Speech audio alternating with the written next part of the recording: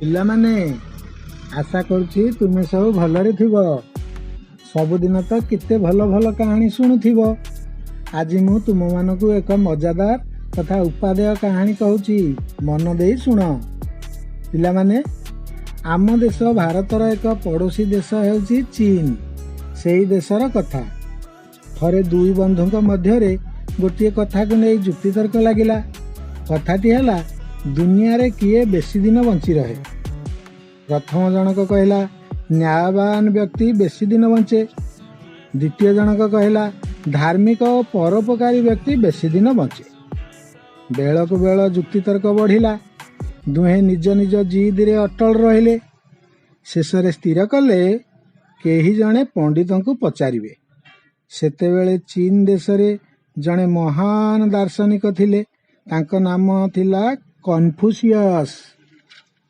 କନଫୁସିୟସଙ୍କ କଥାକୁ ଲୋକେ ବହୁତ ପସନ୍ଦ କରନ୍ତି। ଶେଷରେ ଝଗଡ଼ା କରୁଥିବା ବନ୍ଧୁ ଦୁଇ ଜଣ ସେହି ପଣ୍ଡିତଙ୍କ ପାଖରେ ପହଞ୍ଚିଲେ। କନଫୁସିୟସ୍ ନିଜ ଘରେ ବସିଥାନ୍ତି। ବନ୍ଧୁ ଦୁଇ ଜଣ ତାଙ୍କୁ ନମସ୍କାର କରି ଠିଆ ହୋଇ ରହିଲେ। ବୃଦ୍ଧ କନଫୁସିୟସ୍ ତାଙ୍କୁ ଆସନରେ ବସିବାକୁ ସଂକେତ ଦେଲେ। ପୁଣି ତାଙ୍କୁ ଆସିବାର କାରଣ ବି ପଚାରିଲେ। ଏଥର ବନ୍ଧୁ ଦୁଇ ଜଣ ପଚାରିଲେ, ମହାଭାଗ, ଆମର ଗୋଟିଏ ପ୍ରଶ୍ନ ଅଛି। ଆଶା କରୁଛୁ ଆପଣ ତାର ସରଳ ସମାଧାନ କରିପାରିବେ। ସେହି ପ୍ରଶ୍ନଟି ହେଲା, ନ୍ୟାୟବାନ ବ୍ୟକ୍ତି ବେଶୀ ଦିନ ବଞ୍ଚେ କି ଧାର୍ମିକ ପରୋପକାରୀ ବ୍ୟକ୍ତି ବେଶୀ ଦିନ ବଞ୍ଚେ? କନଫୁସିୟସ୍ କିଛି ସମୟ ଚିନ୍ତାମଗ୍ନ ହୋଇଗଲେ। ତାପରେ ନିଜ ପାଟି ମେଲା କରି ଦୁଇ ବନ୍ଧୁଙ୍କୁ ଡାକି ଦେଖାଇଲେ। ପଚାରିଲେ, ଦେଖିକରି କୁହ, ମୋର ଜିଭ ଅଛି କି?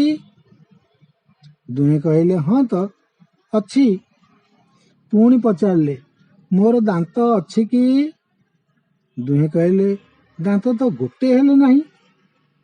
କନଫୁସିୟସ୍ କହିଲେ, କିଛି ବୁଝିପାରିଲ? ଦୁହେଁ ଏକାବେଳକେ କହିଲେ, ନା ଆଜ୍ଞା, ଏ ଦାନ୍ତ ଜିଭ ଦେଖେଇବାର ରହସ୍ୟ କ'ଣ ଆମେ କିଛି ବୁଝିପାରୁନାହୁଁ। କନଫୁସିୟସ୍ ବୁଝାଇ ଦେଲେ, ଜିଭ ମଣିଷ ସାଥିରେ ଜନ୍ମ ହୋଇଛି, ମଣିଷ ସାଥିରେ ମରୁଛି। ଦାନ୍ତ ପଛରେ ଜନ୍ମ ହୋଇଛି, କିନ୍ତୁ ଆଗ ମରିଯାଉଛି। ଏଥିରୁ କ'ଣ ଶିଖିଲ? ଦୁଇ ବନ୍ଧୁ ଆଖି ତରାଟି କାନ ଫାଡ଼ି ରହିଥାନ୍ତି।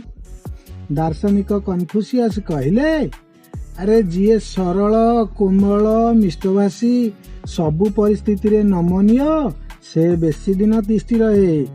ଆଉ ଯିଏ କଠିନ, କ୍ରୂର, କଠୋରଭାଷୀ, ସବୁ ପରିସ୍ଥିତିରେ ରୁକ୍ଷ, ସେ ଶୀଘ୍ର ସଂସାରରୁ ବିଦାୟ ନିଏ। କଥାଟି ବନ୍ଧୁ ଦୁହିଁଙ୍କ ମନକୁ ପାଇଲା। ଦୁହେଁ ଖୁସି ହୋଇ କନଫୁସିୟସଙ୍କୁ ପ୍ରଶଂସା କରି ବିଦାୟ ନେଲେ। ପିଲାମାନେ, ତୁମେମାନେ ଏହି କାହାଣୀରୁ କ'ଣ ଶିଖିଲ?